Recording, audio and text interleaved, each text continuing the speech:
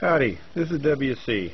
I'm going to do a little demonstration on how to use a beveler and trying to get the best look from your beveler.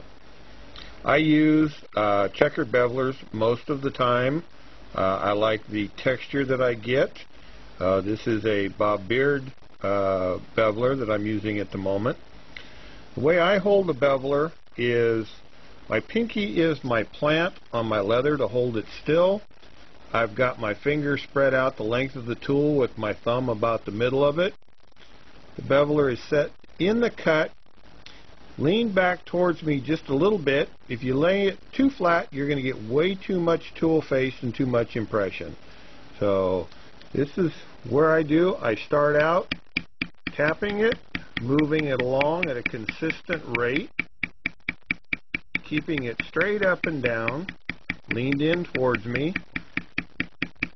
Just work it back and forth a little bit till I make sure that I've got a clean bevel, no tool marks.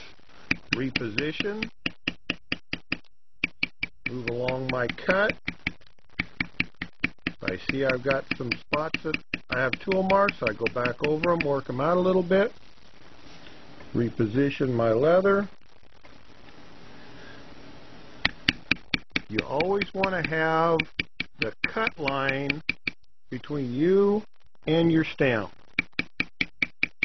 That way you can see exactly where you're going. You see how much angle you have on the tool.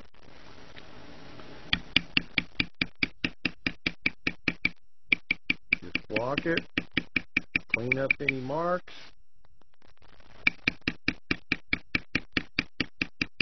Come back around, reposition the leather.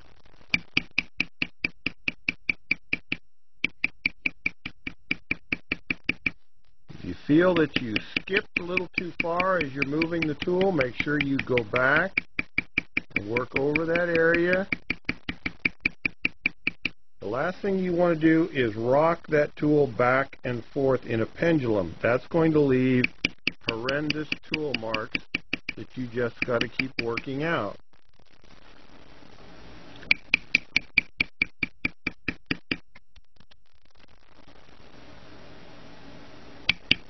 You can see the nice dark burnish that I get from the checkered beveler.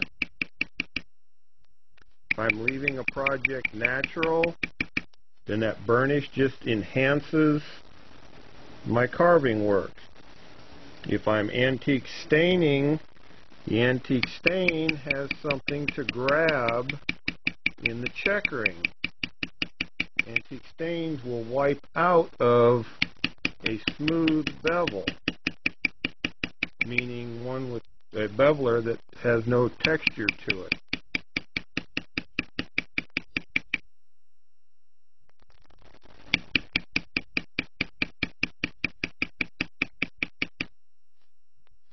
Just keep moving your project.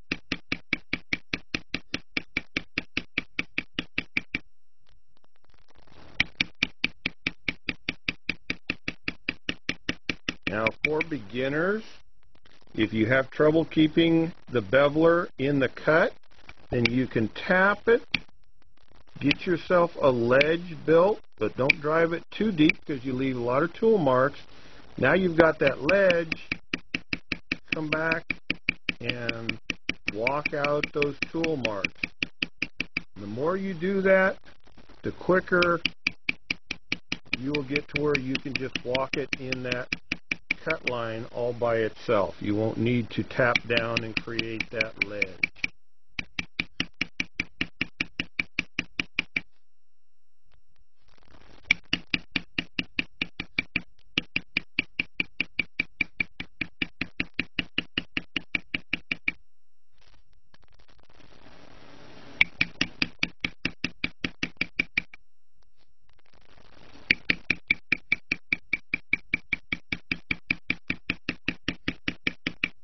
Once you get fairly good at using the beveler, your beveling goes along pretty fast.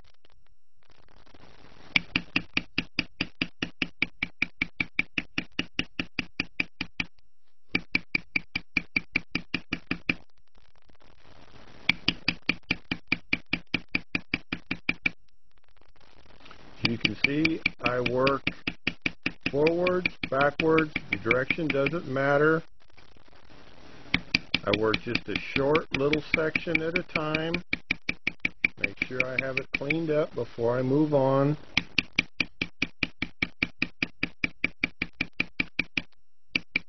You bevel the whole thing and then think about coming back afterwards to fix the mistakes.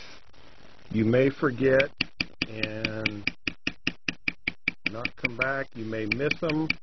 Once you've beveled the whole project and you're looking at a lot of lines, sometimes it's easy to miss the little mistakes. I've beveled an entire project, come back an hour later, found that I'd missed beveling an entire line somewhere. So if you can miss a line, it's real easy to miss some beveling marks. So if you work them out immediately, you'll be better off.